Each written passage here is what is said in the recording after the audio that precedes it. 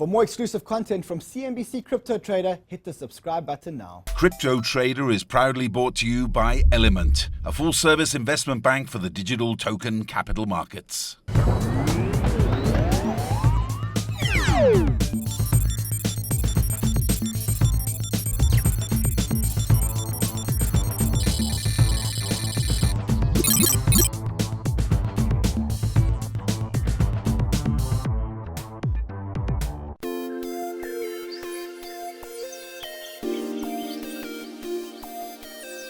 This week's Crypto Trader comes to you from the CNBC studios here in San Francisco. I'm Crypto Man Ran, and tonight we're going to be looking at the stories making crypto news headlines, as well as speaking to some of the biggest names at the pinnacle event in the San Francisco Blockchain Week. And as all the good news filters into the market, we're going to be asking why none of this is managing to move the market. Then we're going to be changing the narrative and asking whether investors expect the next bull run to be triggered by real-world adoption and not just speculation. Tonight and every other night, we're all in on crypto, so stay tuned or hit the subscribe button. Last week was in fact dubbed one of the biggest weeks in Bitcoin's history, with a flood of good news entering the market. We got news that Gemini managed to secure insurance on their custody solution. We got news that the SEC once again asked for comments around the proposed rule changes that would bring about a Bitcoin ETF. We had Ameritrade saying that they're going all in on crypto. And of course, news that the Yale Endowment is making their first investment into crypto. I went to Epicenter, the biggest event in the San Francisco Blockchain Week, to find out why. Ren, it's a big week here this week. What can we expect? Thank you for coming, Ran. I really appreciate your time. So this week is really all about education. It's about getting people excited about this technology and really forget about the prices. People need to be educated. Mass adoption is going to happen only when people feel comfortable with this technology. They know how to hold their keys. They know how to develop on it. And this is what we hear. Why don't you take me for a walk around? Let's go. Let's go. So as you can see, this is the pinnacle event of San Francisco Blockchain Week. Let me show you upstairs. So upstairs, you'll see the main stage and the exhibition. So we have Shift, we have Icon, we have PwC and Uphold Alliance. People are excited about the change of narrative. I think people realize that this conference is different. I think they realize that this is a place that they can come and learn. You can see here in front of us, that's the wall. That's the wall of terminology. You know, this is all the terms, the basic stuff everybody needs to know if they want to get into crypto. I wonder how many of our viewers know all these terms. EVM, Ethereal Virtual Machine, Genesis Block. Fork, Genesis Block. There's more here. This is what we've been teaching in, Blockchain 101. Hey, let's check out the main hall. One of the bigger speakers speaking right now.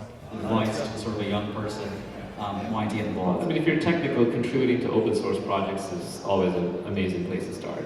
We didn't create a new decentralized currency so that we could have a new bank. We created it so that you could be your own bank, or so that you didn't need a bank. Let me show you downstairs where the Blockchain Academy is. What happens at the Blockchain Academy? So the Blockchain Academy is where all the developers get together. There's about 400 developers sitting all day coding. You have Archain, Cosmos, Lightning, you have Icon, all of these new protocols that exist outside of Ethereum. It's not even a hackathon, it's purely education and workshops. So what are we seeing here? So here you see Cosmos and Thunder workshops. If you have a look over there, you can see that there's a moderator and he's actually teaching developers in front of everyone what's going on with the code. So this is actually Thunder protocol, Thunder core. They're teaching how to build on their new testnet. They just released their testnet a few weeks ago, and now they brought 5 of their team members to just teach developers how to use the testnet, how to build new dApps on it. It's truly incredible. On the one hand, you've got developers learning how to code on the most sophisticated systems. On the other hand, you've got retail investors getting opinions from industry leaders just above us. If the internet took about 20 or 30 or 40 years to create, blockchain is going to be much faster to get into the mass adoption than we've ever seen before. Brilliant. Thank you very much. Thank you so much for coming. Appreciate it. Thank you. San Francisco Blockchain Week was non-stop. We're at the GB Forum, the FPG and GBIC capital events, parties, networking, and meeting after meeting. One thing is clear, the blockchain is happening here. So the institutional on-ramps and off-ramps are busy being built, and we're getting all the infrastructure that we need for a big crypto move. But none of the speculative news is moving the markets. So investors are asking themselves, whether the next catalyst for bull run may be real-world crypto adoption. And if indeed it is real-world crypto adoption, then the narrative needs to change. And we need to be asking what the barriers to real-world adoption are and whether Asia is going to lead the way. With me in the studio, I've got Shinhei Lee, partner at GBIC Capital. Shinhei, there really is a new narrative out there. It's no longer about speculation. Yeah, I think a lot of investors, projects, and media are now talking about the mass adoption of the blockchain technology. In 2017, we invested a lot in layer 1 protocol, and at that time, people were talking like why we are trying to build the roof before we building the foundation. But now people talk about how we can really make the blockchain widely used and massively adopted. In this new narrative, what are the barriers to mass adoption? Right. So, I mean, we still need to improve a lot of technological breakthrough, right? Like we talk about scalability and privacy and etc. But right now, I think people are trying to focus more on how we can really make the blockchain widely used and massively adopted. So in the old days, or last year, we used to speak Yeah. about investor on-ramps and off-ramps. We speak about the ETF. But the narrative has changed now, and we're talking about people actually using the technology. And for that narrative, what are the big barriers? What is standing between us and 250 million people actually using the blockchain? Yeah, I think like the best scenario case when the blockchain is really mass adopted is when users do the same thing as they do right now, but they really don't know it's actually built on the blockchain. So to do that, we need a lot of things. Number one, the regulation, clear regulation. Number two, some technical breakthrough from our layer 1 protocol, such as scalability and privacy and etc. And we need more depths to build on top of those layer 1 protocol. So more mass consumer dApps building, making it easier to use. And in fact, the consumer mustn't even know that there's blockchain powering the apps. Exactly, right? They start just using it, they start like earning tokens and they can trade on their app, which is very easily used and connected on like exchanges or DEX and etc. Now, I know you're very active in Asia. I know you're based here, or you're based in Korea, but you've got an office here.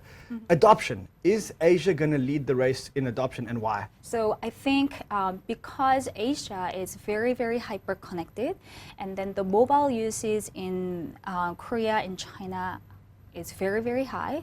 For example, WeChat Pay is very widely used, while Facebook kind of learned from WeChat to do the payment within the messenger, right? So combining a lot of effort from the existing company, I really believe that Asia can lead the blockchain mass adoption. Certainly a very convincing case for Asia leading the mass adoption race. Shinhei Lee, thank you very much for coming to Crypto Trader. Thank you. Thank you. Certainly some really interesting views and a new narrative right there. With Bitcoin displaying more and more stable coin-like qualities every day, the Tether FUD once again reared its ugly head last week, with renewed rumors that the currency's bank accounts were not auditable and not representative of the number of Tether in circulation. TrueUSD, a fiat-backed stablecoin, now has over $100 million in circulation, while DAI, the MakerDAO stablecoin, has just under $60 million. With me in the studio, I've got Danny Ahn, founder of TrueUSD.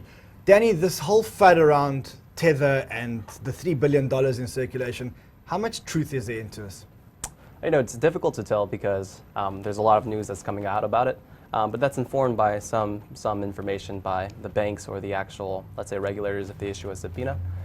So it's something where there's been a lot of suspicion about, but there's never been any concrete real evidence for. Now, you guys run a similar coin. It's a fiat-backed USD coin. How does it work?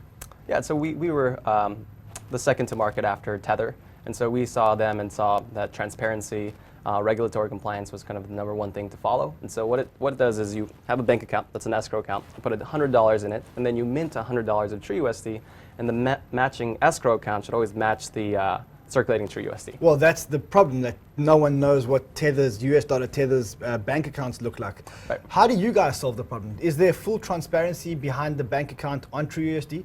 Yeah, so we work with a company called Cohen & Company, which is a public accounting firm, and they do attestations, which means they look regularly at the bank account and then verify that there is a matching amount of circulating TrueUSD in the bank account. Now, the big question on all the viewers' minds must be, what if someone wants to get the money out of the account? What mechanisms are there in place to make sure that one of your employees doesn't take out all the money out of the bank? Oh, So the big difference between us and a lot of the fiat-backed stablecoins is that we work with independent fiduciaries and banks. And so they open up the escrow account. We have no access to it. And the only way that we have access to it is if someone sends, let's say, 100 True USD to us, we burn the tokens after they've gone through identity verification through KYC AML. And then we notify the fiduciary to wire $100 over to the actual customer. So in your case, you can actually redeem True USD for real dollars?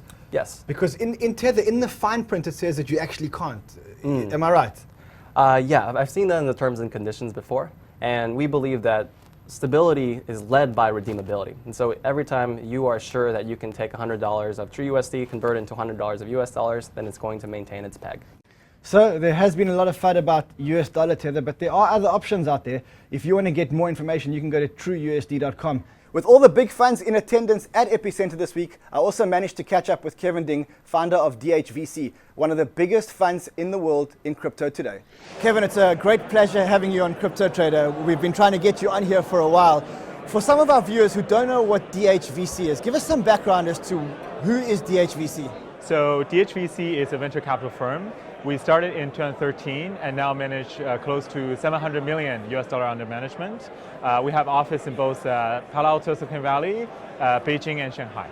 So blockchain is really taking up most of your time now. I mean, you're mainly focused on blockchain. Yeah, I'm very excited about blockchain, and I spend a lot of proactive time thinking about blockchain and the future of decentralized internet. So let's talk about where we are in the blockchain market. We saw massive speculation in 2017 and right now into 2018. And then we saw this bull market, and the market has literally stopped moving. We've been at a Bitcoin price of 6.5 and 6.6 for a while. What is the next catalyst for a market rally? Yeah, so I think a lot of the excitement around smart contract platform over the last 2 years is a lot about the utility tokens and the potential that these applications will become decentralized. Over time, I think in order for blockchain to get to the next level, we really need mass adoption and real application. So particularly, I'm interested in crypto native application, meaning that some applications that are not possible previously in the old internet world, but are now possible because of smart contract platforms.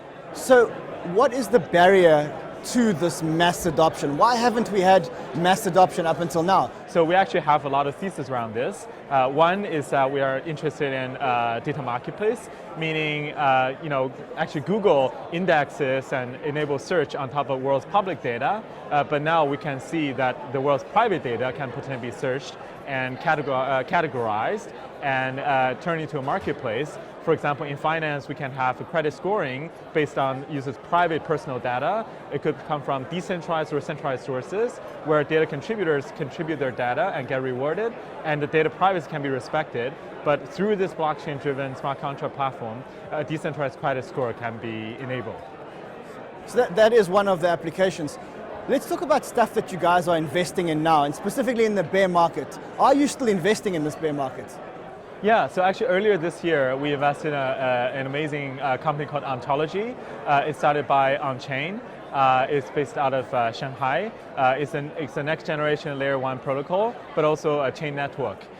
We also helped Ontology implement a lot of dApps or vertical chains in its ecosystem. So the reason why I'm very bullish on it is that it's really focused on solving real complex problem in the real world. So it's a lot about aggregating different data sources to solve real complex problems in scalability, in privacy, in various industries like IoT, healthcare, and finance. What else are you guys investing in? We also participated in the Telegram round. We thought that Telegram is a great example where mass user adoption of tokens can happen in the messaging world, but also dApps. It could be a dApp store, it could be a wallet, there could be exchange on top of it. We also invested in some reverse ICOs. So one company that we're excited about is called Contentos, Content OS, which is basically working with some leading social apps, entertainment apps that have tens of millions of users. Kevin, it's been an absolute pleasure having you on Crypto Trader. Thank you very much for your time. Thank you very much, Ran. That's Kevin Ding, and he's the founder of DHVC. We're going to go back to the studio for more coverage. I also caught up with some of the biggest names in blockchain at the San Francisco Blockchain Week. Brian Kelly, a familiar face not only on my show, but also on the network. Welcome back to Crypto Trader. Great to be back, Red. Brian, here we are at San Francisco Blockchain Week, and this is the pinnacle event. It is. And the narrative seems to be changing. What are you picking up? Well, what's interesting is we're definitely at a point where execution matters, right? We've talked about speculation out there. Oh, this is going to be the next best thing. Now execution matters. So in terms of the development, that's what everybody's looking for here. Where are you? When are you going to release this? When are you going to release a real product? In terms of the investment, I've actually noticed a bit of a change. People are thinking, and people have said, you know what? The bear market might be over here. We might be closer to the end than we are at the beginning. So you believe that we near the bottom of the bear market? I think so. I think so. You know, if you look at the way the market's trading today, we're not seeing that relentless selling that we've seen all year. To me, that's the sellers are done. The sellers are exhausted. A lot of people said we haven't had capitulation yet. So they talk about perhaps, yeah. I mean, just because we haven't seen some high-profile blow-up or some drop down to 4,000 doesn't mean that you can't have a capitulation that's a grinding bottom, right? Okay, now help me out here. Yeah. You've got all these bridges being built. You've got custodian solutions being built. You've got institutional bridges being built. Why is the market not responding to all of this? Where is no everyone? buyers yet, right? So what we need is the fresh capital. The sellers are done. As far as I can tell, it appears the sellers have been done. The fresh capital needs to come in, and that's going to be the institutions. Yale Endowment coming in, very big for the space, but it takes a while for people to write that check. So that's what we need. How big is the news of the Yale Endowment? How big was that news? I think it's very big. I think it's huge, and the reason why David Swensen, one of the best investors in the world, thought leader in the endowment space, if you're at another endowment that's not invested in crypto, you just got put on notice. You better be looking at it, or you better have a reason why you're not in it. One of those two things, but everybody's got to be involved now. And what is it going to take to bring the buyers in? I mean, last year, if you remember this time, we were at about $4,000 or $5,000, and nothing happened until November the 11th, or there or thereabouts. Right, yep. Do you think that there's a little volcano brewing where there's like this? Yes. So we don't have the liquidity, we don't have the sellers anymore. We just need those buyers to come in. What's going to cause that? It's going to be FOMO. That's how this market works. So what's going to cause that FOMO? We have a couple catalysts coming up. We have the NYSE-backed exchange, maybe in November, might be a little bit later than that. That could be a catalyst. We have the ETF decision. That's probably going to be a 2019 thing, but that could certainly be a catalyst.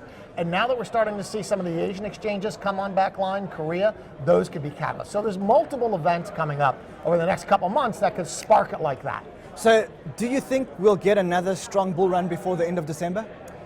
Before the end of the summer, I'll go out on a limb and I say I think we're higher in December than we are here today. We're higher than 6,600? I think we're higher in December than that. So is the next bull run going to be driven by adoption?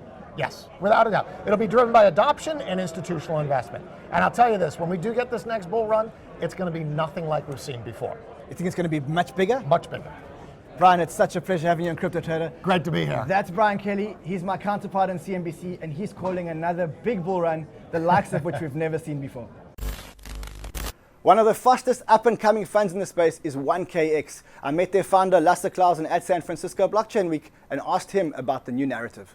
Lasse, you're no stranger to our show. Yesterday you were on a panel and you said this is the best time to invest in the market. Now, I know the old adage says that, when the markets are down and there's panic, it's the best time to invest.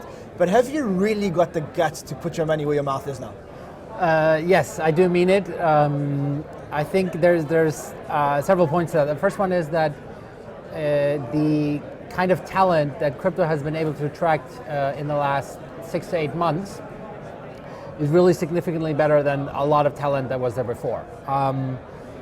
Last year, some of the projects would be just random people who kind of claimed they bought Bitcoin in 2010 or something, and that was a claim to fame. And they've been sort of in the space for a long time. They had a lot of friends in it, and they sort of got funded. And now we see very, very strong talent, both from crypto, but also coming from tech into the space. There's Ben Horowitz just recently said that they are seeing more developer activity since the internet. Well, the most developer activity since the internet, right? So this is, I think, just let that sink in, more than mobile, more than sort of AI, more than anything. In this period, what are you investing in? Are you still in this protocol stage, or do you think we've seen enough protocols now and maybe we're almost ready for adoption, for dApps? Yeah, that's a good question. I think it's still more infrastructure things plays for us. I do think dApps are important because they are sort of the feedback loop. They push the protocols, the blockchains, the smart contract platforms to the next level, right? They basically, at the end of the day, they're the customer, and the protocols need to deliver what they want. So I think it's important that we have dApps that are pushing the limits and trying out. Whether any of those within the next month will be something that my mom's going to use, I don't know. I would probably say no. So today, what are you actually investing in now? So I can give you examples. So yeah, we invested in SpaceMatch, which is a proof of space-time based currency, but then also potentially smart contract platform. We invested in a project called Beam, which is a Mimblewimble implementation, which is basically what we think is Mimblewimble is the best private money protocol that's out there. We invested in Terra, that was a while ago when we did the seed round, which is basically a Stripe, but based on crypto. So it's basically a payment system for e-commerce companies, and because it's based on cryptocurrencies. Is that Terra the stable coin from Korea? Yes, right. So what we particularly like about it is sort of the payment system aspect of it. And I think in Korea you can invest in things that are more dependent on mainstream consumer adoption, because just the 40% of white collar workers in Korea own crypto already. They're used to it. So I think if there's anything that goes more in the dApp direction and addresses people that don't really care about crypto but just want something that's meaningfully better for them, I think Korea would probably be one of the first countries to start that. Now, you spent a lot of time this week in the Ethereum hackathon, and I think you're one of the judges in the Ethereum hackathon. Ethereum's come under a lot of fire with their scalability issues. It's reflected currently in their price. Do you think that Ethereum is going to survive this? Yeah, so I think the most important metric is developer mindshare, at least for these smart contract platforms, because at the end of the day, you want developers to build dApps on top of it. That's really what you want. You don't want in-house a team that sort of starts building dApps and they think they're going to come up with with the sort of the killer dApp. The idea is to have an open permissionless platform. Anybody can build anything on top of that, and through that mechanism and that sheer sort of wealth of different attempts to build a dApp, a few of them will be extremely successful. And so I think Ethereum is far, far ahead. I think anything that tries to raise an ecosystem fund, something like EOS, etc., and has to buy developers, they're really out of luck, because the good developers, in my experience, they're not mercenaries, they're missionaries. And they are attracted by the technology, they're attracted by sort of the ethos and the thought leadership of the people around the smart contract platform. And there we have Vitalik, and I would never want to compete with Vitalik. And speaking of Vitalik, he was at the conference too. I had a front row seat to one of the most genius panels ever assembled, with not just Vitalik, but Joseph Poon too. So genius, it was almost tough to follow when talking about all things Ethereum, game theory, and crypto economics. On the Ethereum core side, as I think I've said a couple of times recently, we really are at the point where all of the kind of big fundamental problems are basically solved, and it's more a whole spattering of little things about how to make it more efficient. And Casper is secure under a certain set of economic models, but it's also secure under the very traditional kind of 2/3 honest majority BFT assumption. From Vitalik, we had to go and speak to one of the biggest hedge fund titans in crypto, John Burbank, and his bullish outlook on institutions in crypto. For those viewers who don't know who you are, who is Passport Capital? Passport is a global hedge fund I founded in 2000. And how big is the fund today? What do you guys invest in? Well, we're 25 people. We invest in all kinds of things, cryptocurrencies, equities, currencies, debt, startups. So we were one of the first hedge funds, I think, to buy Bitcoin correctly for other people. When you talk about a hedge fund having to buy digital assets, and specifically around 2017, where there were no custodian solutions and the market wasn't as advanced as it was today, how did you overcome those things? Did you start storing your own crypto assets? No, that's really what you couldn't do. We discovered there was an exchange-traded note traded in Europe through which we could responsibly buy, and then we figured out a few other ways of working with other managers to do it. But it's still a very difficult thing, and I can understand why there's been limited institutional adoption. So let's fast forward. 2017 was a much harder time for hedge funds to get in. Do you think that we've got all the on-ramps and off-ramps that are required for other hedge funds to start joining the space? I don't know. I can't really say that. I think though that we just need time. We need people to ease into the idea that this is something that's going to happen. We have technology that's being built, right, and improved, and we're not sure of the best forms of this. But I'm really confident, given the capital, given the attention, given the use cases, that we're going to end up with solutions and answers. And I'm also confident this era that we're in of rapid technological adoption into the biggest sectors, like finance, like healthcare, like autos, for instance, we're gonna get there. So overall, your mood is very bullish on cryptocurrencies. But specifically what we've seen now is, or the criticism that the sector's getting is, we're getting criticism that it's very speculative at this point and that there are no use cases. We haven't seen any adoption of all of this. How do you balance the two? Well, it's not true there are no use cases. Bitcoin has a pretty clear use case. It is ultimately a test of adoption. This is where the cryptocurrency world is. It's in the middle of building technology and identifying use cases. That said, however, the global awareness is off the charts, right? I've never seen anything like this go from people not caring to everybody paying attention as what's happening with blockchain. But it's in keeping with the era we're in, where new platforms like genomics and healthcare or self-driving cars and auto we're seeing this is the path forward. This is going to be a much better, more efficient solution for how we do very important things in large sectors. So let's talk about millennials, and you compared Bitcoin to Facebook, and you said you're much more bullish about Bitcoin than you are about Facebook. Talk me through that statement.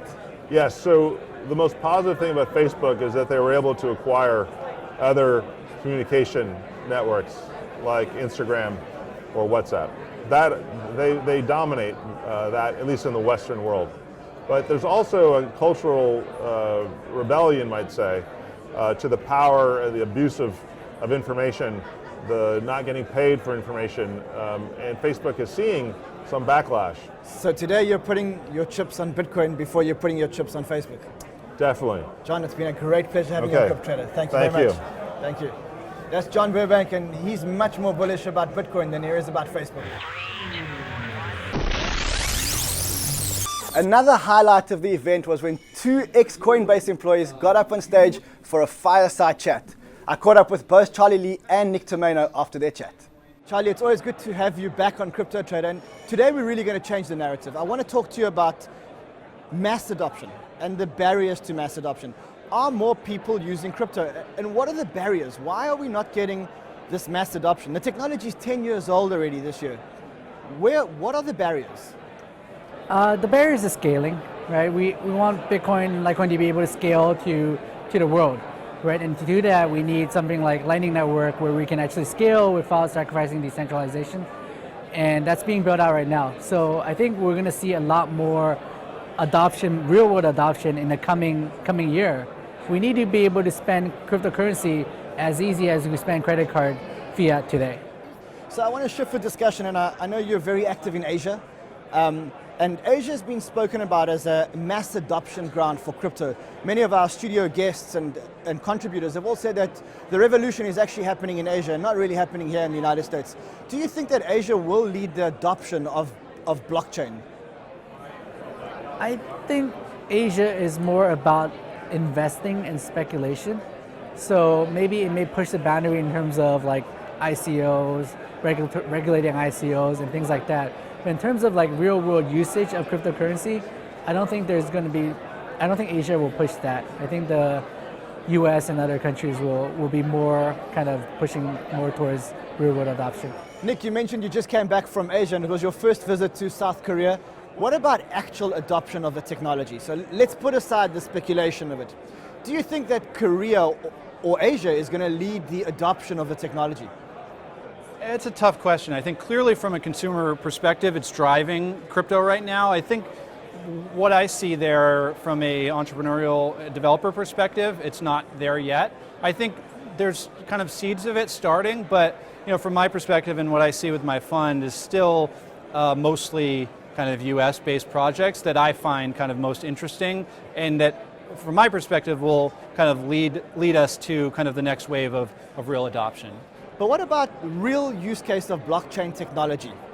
What's standing in the way of us and adoption of that?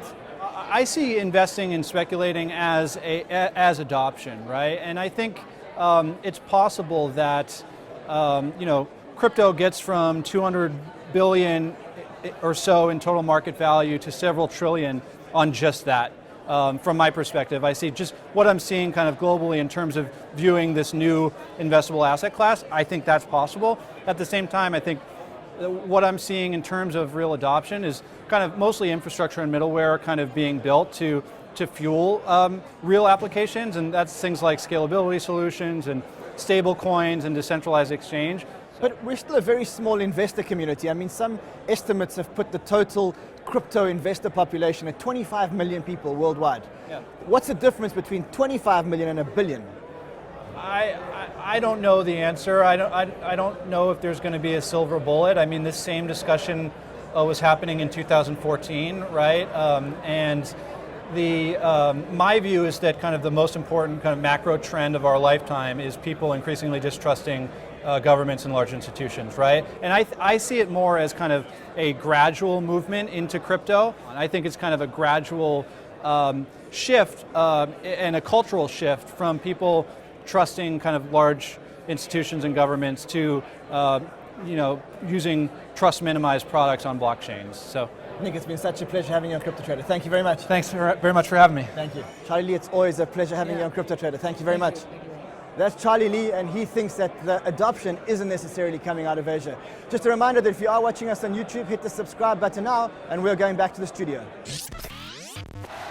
You are patient. Deep down, you know that success takes time. Just imagine Da Vinci trying to paint the Mona Lisa in a week. Or Bill Gates developing Windows in a month. So, take this approach to the financial markets and join eToro. Get the tools to execute smarter, more informed investment decisions. Build a portfolio to last, one brick at a time. Start now at eToro.com. Last week, Michael Arrington also tweeted that his fund would stop investing in US-based projects. This because the legal costs and process were becoming expensive and inconvenient. At the same time, Seoul Mayor Park Woon-soon revealed a $108 million plan to build a blockchain smart city. This really highlights the difference in approach between the two countries.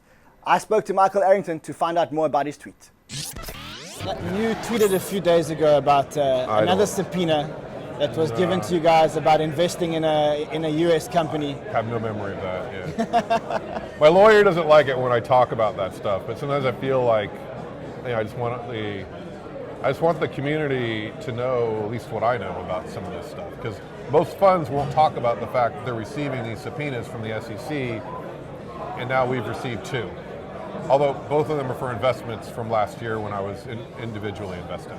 But I know these funds are getting them because we're getting them, and I think that the community would be better off if we all talked about it. So now, what are they asking you? Are they asking you about your investments in US-based companies? In both cases, one was a US company, one was a Canadian company, but in both cases, they were companies that raised from US investors, and they both had done public offerings. Remember last year with the public offering stuff.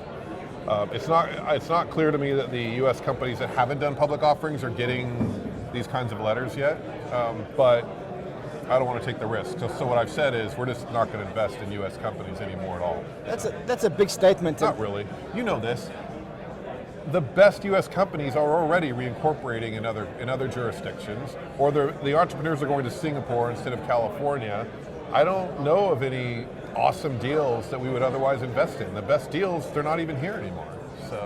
So does this mean that if the SEC doesn't act soon, that there could be long real long-term implications for the I think it's USA. too late. I think there are long-term implications. So, what I was saying is the SEC, I don't know what the SEC thinks, but through people who know the SEC, they seem to think they have all the time in the world because the US is such a big market that eventually all these companies have to come to the US and get US investors.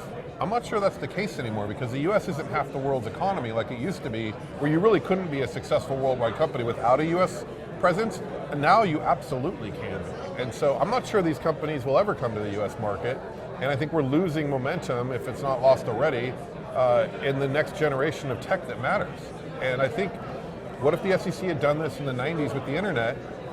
We wouldn't have Amazon, we wouldn't have Google, we wouldn't have Facebook or Twitter, we'd have none of it today. These companies would be based all around the world instead.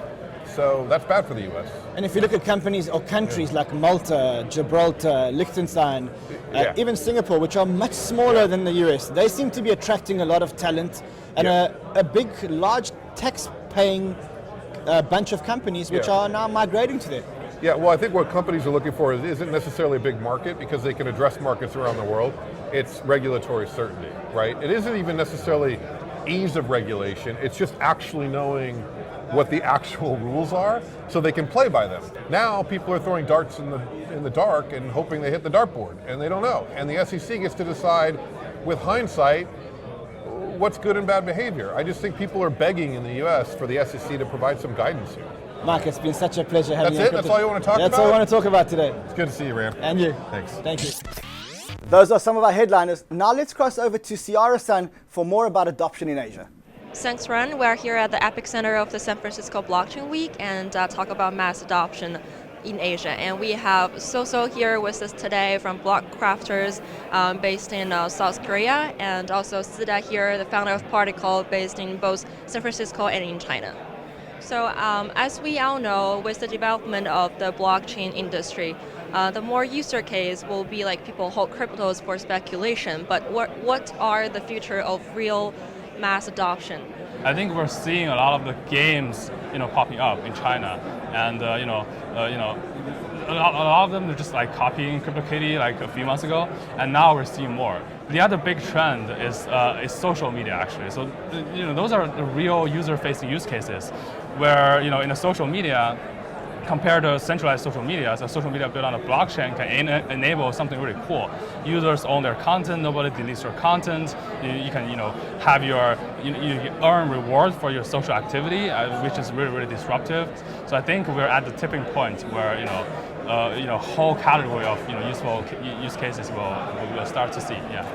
What do you think will be the next big sector for mass adoption? Mass adoption. I still think the mass adoption is real just in the private blockchain sector, but there's many good signs that the public blockchain will be a part of the mass adoption in the future.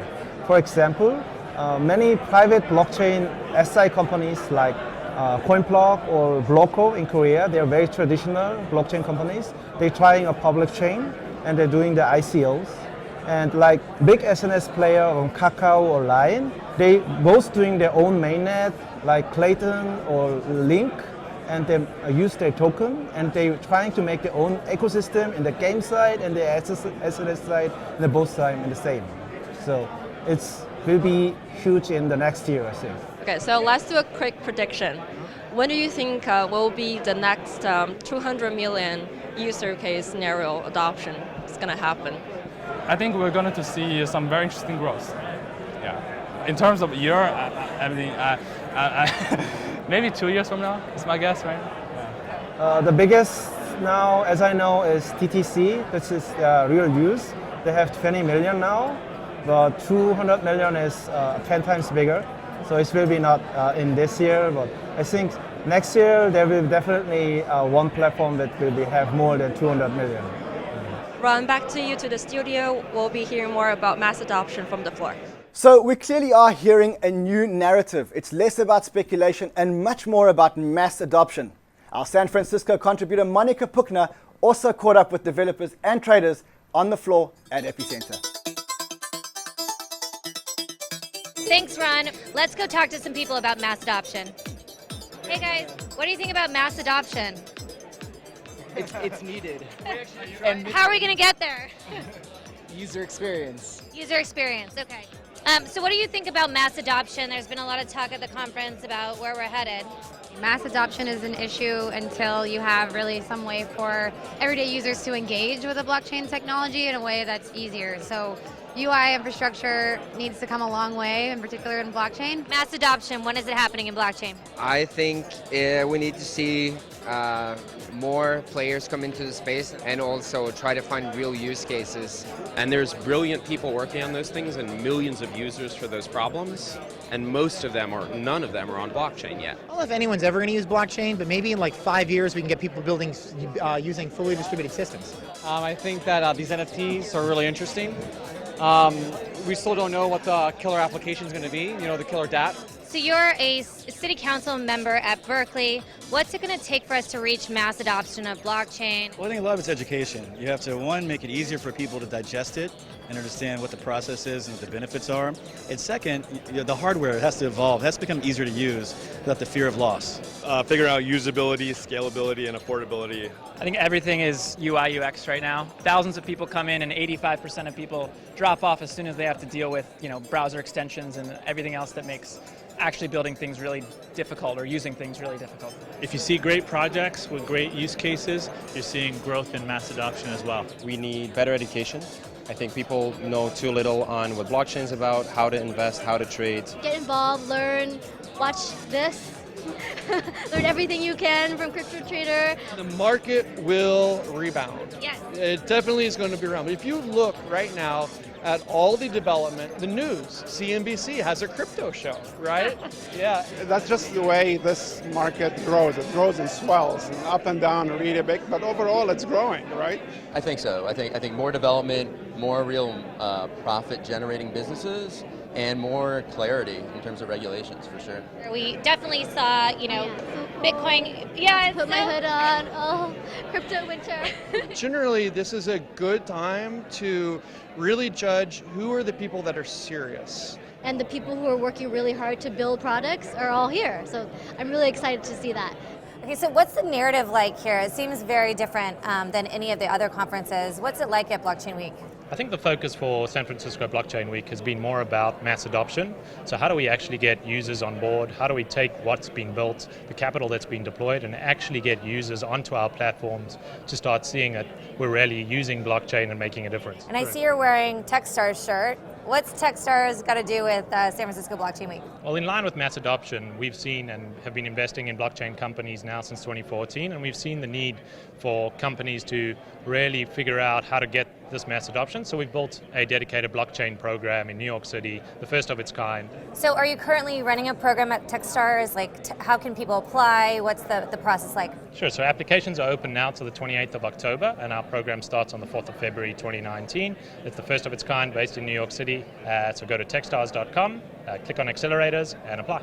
So there you hear from a partnerships perspective what it's going to take for mass adoption. Certainly UI, user experience and those layers are critically needed for us to move forward.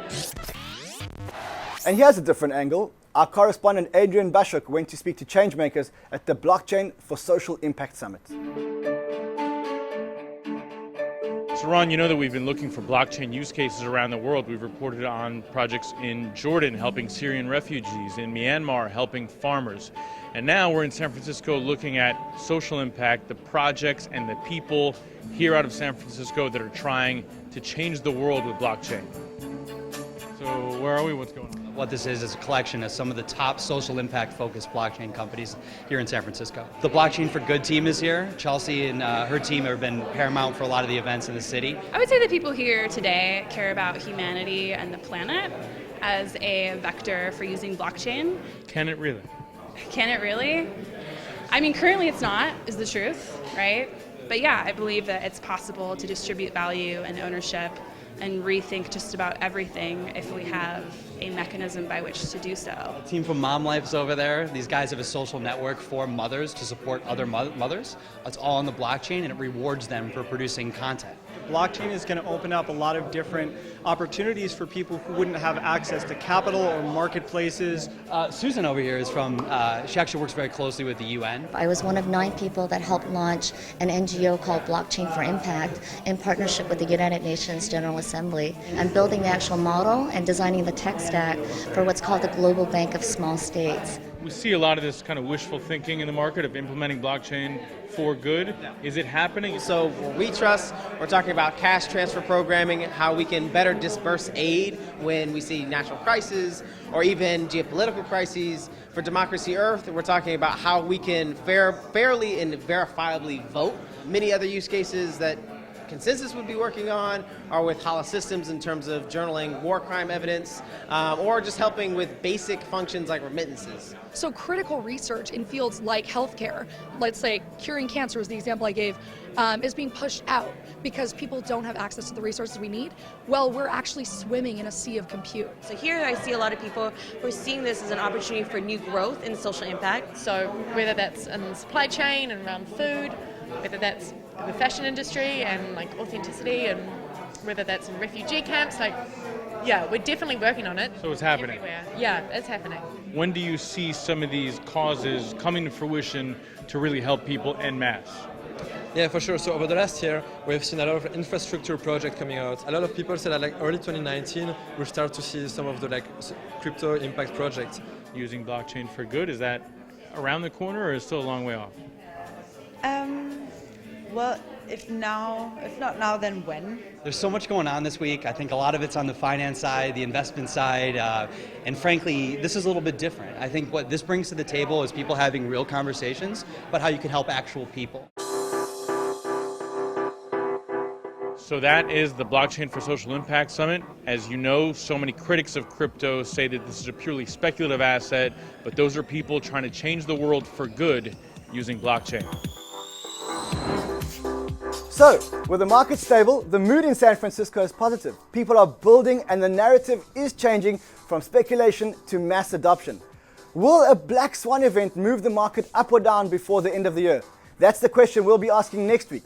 Until then, I'll be on Twitter at CryptoManRun, and you should trade well, my friends.